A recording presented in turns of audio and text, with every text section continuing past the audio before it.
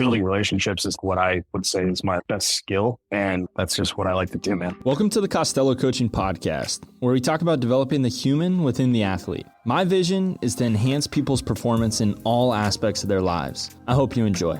Give me your take on the first time you walked. Well, you were at Driveline, but the first day you showed up to work for the Los Angeles Dodgers. What does that feel like? Are you intimidated? Are you excited? I was all of the above, all of the feelings. I was obviously very intimidated. I was very excited. I believe I wore the wrong colored pants. So that was hilarious. Classic, got roasted for that, of course. Yeah, I got roasted for that. What else? I didn't have a pitch clicker. I got roasted for that. There's a lot, man. It was a pretty crazy day because it was a big league camp 2020.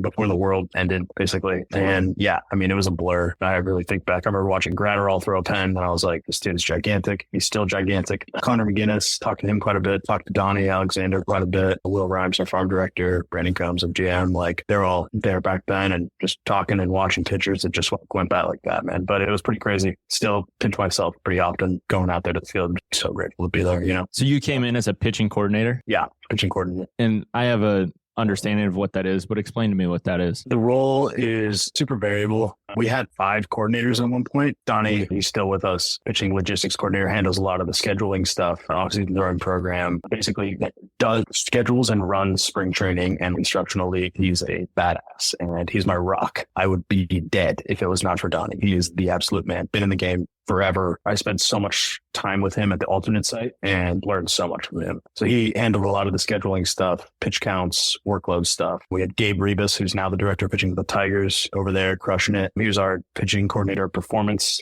So he did a lot of things with the performance crew. Then we had our pitching analytics coordinator, Brent Minto, still with us. He's kind of just like point man on a lot of the data side of things. And then our Latin American pitching coordinator, Luis Meza. So he helped a lot with the transition from the guys from the DR to Arizona and just the guys stateside as well. So then I came in with a little bit of all that stuff from my experience at Driveline, but with the added wrinkle of really being instrumental in bringing plyos, drills, and pitching specific things, I would say, to the organization that wasn't really a huge factor before. So that was kind of what I did that first year and then just branched out from there. So like a little bit of everything, literally, bro, like very similar to what I do now, but on a smaller scale back then. Now it's just a bigger scale. You're basically taking what you learned and what you developed and what you did as an athlete working at Driveline as a player and as a coach. And the Dodgers were like, we want a part of this in our organization. And they grabbed the brain of it. And they said, you're going to come work here for us. Pretty much. So they grabbed the human and then said, all right, now teach this to our guys, teach this to our people. Pretty much. Yeah. And it was like, come in and do what it is that you do. And that's one fun, but also daunting thing about the Dodgers. Like, they don't have rules. You know what I mean? It's not like someone came in and was like, here are your job responsibilities. Yeah. Here's your KPIs. Yeah, no, it's make us better. I'm like, well, now or? And they're like, yeah, go do it. And I'm like, okay. They have data points on you. If you were to use a random pitcher, you have data points on him to track his performance. Are they tracking you like that? I don't think so. To my knowledge, on any like objective way. Have you ever thought of that? Yeah, definitely. I don't think that we do it. Yeah, I don't know. Maybe they do. I feel like they would. I don't know. You'd be surprised, man. I don't know. What do you mean? I'd be surprised. No, just that sort of thing is like very difficult. We tried to talk about doing like some sort of coaches war at Driveline. Yeah. But it's like, how do you even quantify that? It's like, what actually made that guy better? Will Rhymes had this great quote. He's our farm director. And then my first spring training, he said, like, guys don't get better from going to like a Driveline. Or I don't think he said this part, but what I took from it was guys don't get better from these magical assessments and all this stuff. Guys get better from a million little tiny conversations and like little idiosyncratic things over and over again. And I was like, that's sick. That's a great perspective because I completely agree. You know what I mean? It's like, how do you measure what actually got somebody better when it could have just been someone using some cue that a bunch of people are like, cue is fucking eyewash. Oh, well, it works for so-and-so. So is it eyewash? I don't know. I've gotten a much broader appreciation, I would say, for all aspects of coaching since being involved with the organization because it was like, you know, how it is. Oh, data, all this crap. Luckily, I've never been super crazy about being 100% perfectly objective all the time or like you're a piece of shit. I have more skill. What's applicable to this guy? I don't want to just go up and yell a bunch of numbers at some dude for no reason when I could just say something. Yeah, we have a bunch of fantastic coaches with a ton of experience, like Bobby Cuellar, who's had every job in baseball, like Charlie Huff, who has 3,200 major league innings. And these dudes can just say these incredibly profound things in these insanely simple ways. And I'm just like, this is amazing. It captures the essence of exactly what I'm trying to say with way less words. And I'm like, okay, there's a lot to be learned there, you know? So yeah, the average American has a 4th grade reading level. Yeah, it's not what we're looking for. before. But if you're talking about communicating and having a profound statement, simply said, the smartest people can say the simplest stuff. 100%. That's really cool. I've met Dave Roberts a couple times and was impacted in a great way. My dad always said that everything starts at the top. I know there's a lot of people at the top in the Dodgers organization, but definitely if you're a fan looking at the team, the average fan says that guy runs it all. How does his leadership style impact the way that you correspond and work with your athletes that you coach? I would say even going above Doc, all we're really trying to do is find people that fit our culture, right? Mm-hmm. People who are life-giving and selfless and hardworking and competitive. And Doc is a fantastic example of all those things. He's a great communicator. He's a great listener. But the same goes for Andrew. The same goes for Brandon Gomes. The same goes for everybody. I would say that all of those guys, they free everybody up because it's not like this, you have to do it this way or you're fired, like all this crazy crap I'm sure other people deal with. I don't know, but it's very much, we trust you. You're here for a reason. Let's go get some people better and let's see what we got. You know, it's very positive air to it. Yeah. I would just say it makes you excited to go to work instead of just being constantly on your heels, worried about what's going to happen if you try to coach someone and it doesn't work out. Oh, God forbid. These philosophies cross over to so many different components of either business or life or coaching, sports, all of it. You look at a great organization and you say that, you know, someone in your role, you have plenty of people above you, but you have plenty of people below you as well. We run like a very flat structure, honestly. It seems like people have the freedom to execute their skill. For sure. Yeah. That's why we hired them, right? That's the thing. We hired Ian Walsh and Sean Coyne last year, two younger dudes. And Sean was our AZL pitching coach. And Ian was helping me out with some of our pitching stuff. They got here in January, 2.5, 3 months before camp started and was like, all right, go do your thing. Let's actually coach. Let's actually try to do the thing, right? Isn't that why we're here? So yeah, 100%. That's all about. Hey guys, hope you're enjoying the show. Only way this podcast grows is if it's shared. So please share it with your friends, family, or anyone you feel like it can help enhance their performance in their life. A little karma goes a long way. Let's get back to the show. If you were to develop your 16-year-old self, what would you do with him? Fix my diet, first and foremost. I would get a CPAP way earlier. I found out I had sleep apnea when I was 21. Dude, a company sponsored me. They gave me 8 Sleep. Have you ever heard of this? No, what's up? Dude, we're going to have to get one out there for you. I'll tell you about 8 Sleep after, but go ahead and tell me. So you'd fix nutrition, you'd fix sleeping. Yep. Okay, I love this. I'd fix nutrition. I'd fix sleep first. I would throw more in terms of consistency. I did throw quite a bit, but I would throw more. I wouldn't take, 3 months off in the off season. It's 2012. You're shut down. Different times. Yeah, exactly. Right. I would have gotten a trainer for strength training because I just did a bunch of like random shit basically. And I didn't lift during the season because I didn't want to be sore from my starts. Stupid. What else would I do? I think I'm going to take this part and just send it to all my guys, but go ahead. Yeah. I mean, dude, that's literally it, man. I'm still trying to imbue the same sorts of things in the guys at this level. You know what I mean? It's the same conversations over and over and over and over and over. Dude, why am I always so sore? It's like, well, how much sleep? Like 5.5 hours. Tried not sleeping 5.5 hours. Yeah. Obviously not like that, but you get my point. Sure. I think I just would have been way more focused on the basics and consistent with those things. What were you focused on? I don't know. I was just 16 and hanging out. I wasn't drinking or partying or anything. Luckily, I had that going for me. So I was able to not get into trouble or anything like that. But I kind of was, existing. I was just like hanging out with my friends, play video games and whatever. I would throw and I would do stuff and I would lift and stuff, but I wasn't doing it in any sort of way that was actually getting me towards like a better place. I had like a pitching guy that I would go to and I would do a bunch of like throwing and like, I had a pitching coach from when I was 9 years old till I was 17 and would do all kinds of stuff. I was throwing weighted balls when I was 13. I was getting biomechanics assessments when I was like 14. I was doing a lot of crazy stuff, but it was like the consistency of it was never there where I was getting actual objective feedback and seeing if I was actually getting better. So yeah. You were just doing the stuff. I was just doing the stuff and like with no real, understanding of what I was doing. Yeah. This is for me learning too. But on a very basic level, how would you be objective for that kid? So say you have limited resources, right? Yeah. But what kind of data points are you gathering for that kid? When I say that kid, I'm saying Rob Hill at 16. Yeah. Sleep hours per night, just at the basic level. Sure. Hours, not even counting like REM. Sleep hours, calories, 100%. Make sure that I'm eating enough. So that was a big issue kind of with me in high school. Was like I was kind of overweight when I was a freshman, and then I ran a ton and lost a bunch of weight when I was a sophomore. So I went from like 180 to like 155, and then started gaining a little bit, and I was like 165, and I grew, and so it was just like really weird. Like I was a super late bloomer too, so that played a big role in a lot of that stuff. I was weaker than everybody for a while. And then my senior year, I was stronger than everybody. It was weird. It was super weird. So yeah, sleep, calories, maybe. It's like a big maybe because it would really depend on what I was doing. Definitely lifting and actually having data of, okay, like how much am I lifting? Am I actually getting stronger? Do I actually have a coach to help me with these things? No. I would have had a radar gun on every single bullpen without a doubt. I would have thrown plyo balls, which I did not do back then with any real consistency. Again, with a radar gun? Yeah, 1,000%. Yes. I would have thrown plyo balls with a radar gun. That was the biggest thing for me to help me actually learn how to throw hard, I would say, a few years ago. Practice throwing hard. Yeah, well, practicing throwing hard, but also using the radar gun as like feedback, right? Where it's okay, I know that if I'm warming up for something and I'm throwing the green ball 47 on a pivot pick, I'm in a pretty good spot for that day, you know? Or, okay, I want to try this cue in my head while I'm doing this one drill. I'm like, all right, that was, 93. Okay, what if I try like this? Oh, okay, that was 95. All right, let me see if I can repeat that. Okay, 95. Okay, I like that more, So yeah, the radar gun, just as long as you can take your ego out of it, which a lot of guys struggle to do, obviously. Yeah. And just use it as a mirror. Like it's just a reflection of what was done, right? It's not saying you suck.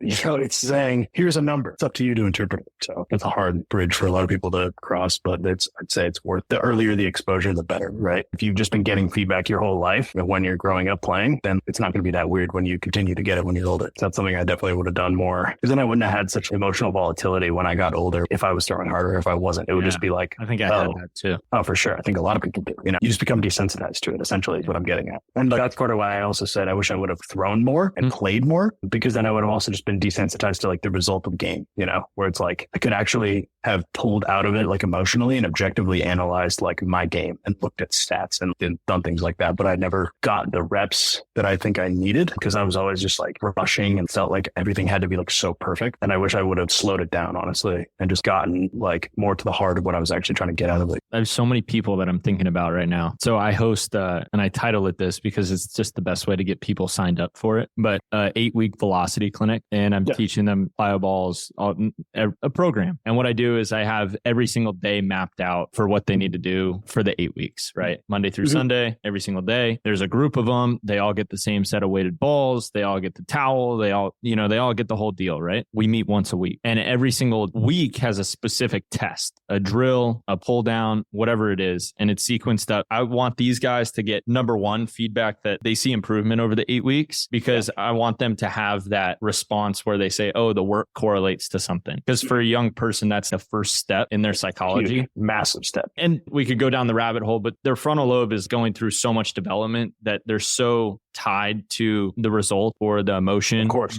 Because puberty, the brain is changing more than the body even is, and the body's changing a lot. That being said, there's a reason why I structured a certain way for that demo, because at the root of it, my heart is to teach them good habits for success. The mechanism is baseball in this example. Is every single guy going to go play for you with the Dodgers? No. Is 1% of them? No. None of them, maybe a rare one. Okay. And there's some good guys. But the reason that I say that is, number one, we create a community, and there's a community of work. And that's my biggest thing. I see these guys, they show up, it's cold, there's no one else up at the park, it's late at night, they all did their homework, they're there, right? That's great. But then number two is they have accountability to text into our 17, 20 person group chat their velocities for the night. And so what we do is we scroll up all the way to the start of the thing and say, oh, your 2 shuffle throw was this with a 6 ounce on this day. Look at where you're at now. And then they kind of understand. And then I have that freshman left-hander running up to me on week 7 saying, Tommy, I hit 80 for the first time in a game. I just got called up to varsity. And I'm like, let's go. All you did was you did it every single day. That's it. Yeah. That's it. And so for them, it's funny, all the things that you talked about with consistency, measuring, that's literally what I'm just trying to provide and give a structure towards for these young guys. And they don't even realize what kind of muscle they're developing for it. They all think that they're developing velocity when I think it's like number 8 on my list for what I'm trying to help them. But to get people signed up, that's what you got to frame it as. Because if I said, sign up for our Habits for Success sessions, what the fuck? They'd be like, yeah, I'm going to go play video games. Or exactly. Something. Yeah, exactly. But I think it's really cool to be able to create a community for those guys to be able to do something like that and impact them. And I don't think people understand it, but you're doing essentially the same thing for just a higher level player. You're creating a community for success for these guys. and they are humans too. Exactly. I understood that. I got to train the Rams offensive line through 2021, all the way through the Super Bowl. And we met on a weekly basis during the offseason. It was every day, and trained these guys and prepared them in a different way than the team was. The team was very transparent and they loved the work that we were doing. But that was my first understanding of seeing these guys as human beings. I would go watch the games and I just want to watch their O-line play and make sure that they wouldn't get rolled up on. And you just feel for them as human beings. For sure. And I think that's a major part, man. It's a major disconnect for the person that's observing. They put on the Dodgers logo, they put on the Rams logo, you put on the USC logo, whatever it is, these guys put logos on and all of a sudden they're supposed to be non-human. Yeah. And that's the furthest thing from the truth. It sucks. Yeah. But no, it does. Yeah. That's what we care about so much, is the environment that we create. It's one of my favorite things to hear from new players after we draft them is like, man, I didn't think that professional baseball was going to be like this. Never would have thought that I would be able to feel this comfortable and be so outgoing like this environment, because I was never like this in college. And thank you guys so much for just talking to me about things and actually asking what I think about my process and how I think about my pitches. And it's like, man, these guys just haven't had that, you know? It's kind of crazy. So yeah, it's crazy. It is crazy. But the humanizing aspect of it, that's the part that I care about the most. It's funny because a lot of people think that I'm just like this data guy who just cares about numbers and computers and like bullshit. I mean, that's how your dad kind of spins it too. Yeah. I mean, I don't know. Ed's going to Ed, but at the end of the day, the emotional aspects of things and the communicative aspects and the relational things, that's where I care about the most. Building relationships is what I would say is my best skill. And that's just what I like to do, man. That's what I care about. That's what I do. It's just funny. But that's honestly the hardest part of the season. What I was getting at is every night I feel like I'm out there, you know, like every night I'm aching for these guys to just go do their thing because I know how hard they're working. We all see how hard they're working and everyone has put in so much time to help these guys get better and they have worked their absolute asses off. And so when it doesn't go well, it's like, oh, yeah, you hurt for them. I hurt for them. Yeah. Cause it's like, shit, you know, shoot them a text, whatever. And I know our coaches, like I said, are absolute badasses. They'll help pick up the pieces and they'll be fine, but it just sucks, you know, cause we care. We all give a shit here. So now you're obviously a powerful guy. I don't know if you see that in yourself, but you obviously are. I hit on it earlier, but I kind of redirected it. I think it's a better time in the conversation to ask, what do you see yourself doing in the future? Do you see yourself as a business owner? Do you see yourself in Dodgers organization? Do you see yourself in MLB baseball? Where do you see yourself? Because obviously what you have is unbelievable, right? You're in an incredible role. You're in that role that's so unique. So I want to explain where I'm coming from with this. Sure. I call it the dinner party example. I was really insecure about being in the coaching space, what I was doing early on. I'm still early in it, don't get me wrong. But when I'd show up to a dinner party and people would say, oh, what are you doing now? And I'd try to explain to them what I was doing and I could never explain it. And that was one of the things that your dad has helped me with the most. I swear is finding that voice for myself, finding that voice for what I'm doing. Because what I get to do every day is the greatest blessing ever. I love what I do. Sick. I'm impacting people. I own my own business. I'm creating my own schedule. There's so many great things about what I do, but that insecurity of showing up and saying, oh, so you know what? Do you need a client? My grandson, he's in second grade. You know, would you want to coach him up? And I'd be like, well, look, I'll help anyone. That's not my problem. But no, I don't need to coach your grandson. Like, I don't need your pet. And so anyways, I kind of went through that. So you're in, I would say, a really sweet spot where if you showed up at a dinner party, it's really easy for you to say, well, I'm the director of minor league pitching for the Los Angeles Dodgers. And I do that. And it's like, whoa, look at that guy. And it really is. And you also get to do what you love. You get a coach, you get to be around baseball, all these great things. From what I've heard about you and then just talking to you for 45 minutes, I think you're very, very powerful and you have a really good perspective. I see you a little bit beyond working for somebody. And I don't think there's anything wrong with working for somebody. I see you kind of creating your own. Maybe you don't even think about that because you're so consumed by the way you work. But no, I'm in it. Do you see anything like that for yourself in the future? I've thought about it here and there. As of right now, I don't see myself being outside of this organization for anything. Like, I literally love it so much from every aspect. And like, even if I was in a different role, if I still had the opportunity to be a part of the organization, I would jump at it without a doubt, just because I love it here. You know, I've kicked around the idea here and there, like, oh yeah, maybe I could do training or something like that. My girlfriend's in medical school. So maybe if she was in some crazy place like residency or something where it's like she's working 70 million hour shifts at some point, maybe I could just train people and not work in baseball. Then I was just like, I don't know. So like, I honestly, not really. I don't really see myself doing anything. Could be wrong, but I see you doing something like bigger than that. I see more than, and not that training people is below anyone, but meaning like you have a real keen understanding for the human. And that's where I think your big value play is. I think there's plenty of guys that can read data reports and explain, what the data means, but very few can take that data and connect that to a person. That being said, where the world is going is going to be so confusing with AI, and more data is coming. There's going to be data. And I think the person that is going to succeed the most or create the most successful organizations are those who have the ability to communicate the data and those who have the ability to connect the human to the data. So anyways, I know that you love baseball so much, but do you feel like there's a larger audience than pitchers that you could help? Yeah, potentially. It just kind of is one of those things where it depends, like you said, where things go. At some point in my life, I know there's two things that I definitely know I want to do. I want to be in another musical without a doubt. Okay. And I want to be in a movie for sure. I want to do those two things. As I don't know if you know this, but when I was 13, I basically had to decide if I was going to go to this one private high school and pursue college baseball and try to pursue professional baseball. When I was 13, I had to decide that, or go to the public high school that was